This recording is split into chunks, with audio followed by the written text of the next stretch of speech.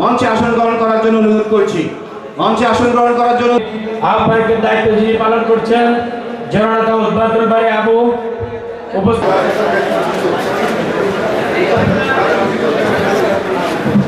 প্রাণের সংগঠন বাংলাদেশ জাতীয়তাবাদী ছাত্র দল কুমিল্লা মহানগর সবাই অভ্যুত্থানটি ঘটিয়েছে।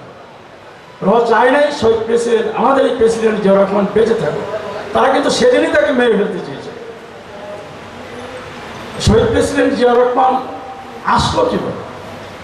যখন শেখ মুজিব তার আঙুলের নির্দেশে সারা বাংলাদেশের মানুষ আমরা তার ডাকে সাড়া দিয়েছি, কিন্তু সে যখন বিশ্বাসঘাতকতা করে, তাকে যখন আওয়ামী লীগের লোকেরা বলল যে আপনি স্বাধীনতার ঘোষণা দেন, তাজউদ্দিন সাহেব তার প্রিয় ব্যক্তি তাকে গিয়ে যখন বলল, সে স্বাধীনতার ঘোষণা দিলেন না, তাজউদ্দিনকে বকাবকি করে বাসা থেকে বাইর করে দিলেন।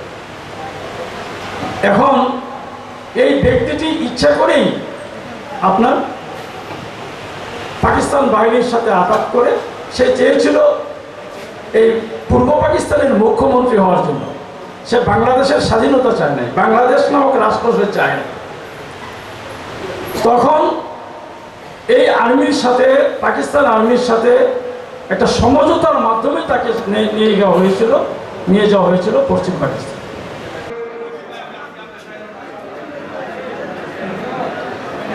আলোচক বিন্দু যারা আছেন যথেষ্ট ঘটনামূলক আলোচনা করেছেন। এ ব্যাপারে নিঃসন্দেহে আমরা সবাই একমত। আমরা মনে করি এই 7 নভেম্বরকে কুমিল্লা দক্ষিণ কুমিল্লা মহানগর বিএনপির বর্তমান যুগ্ম আহ্বায়ক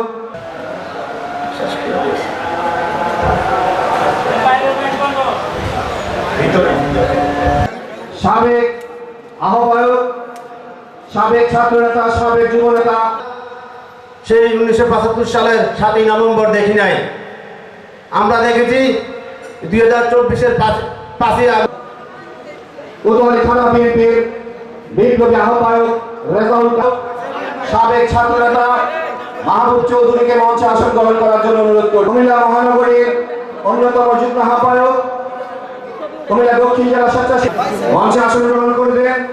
কুমিল্লা মহানগর বিএনপির অন্যতম ভাইকে মঞ্চে আসন গ্রহণ করার জন্য অনুরোধ করছি।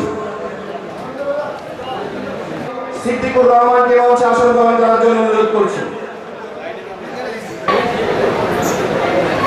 দক্ষিণ জেলা ছাত্র দলের সাধারণ সম্পাদক তোফায়েল।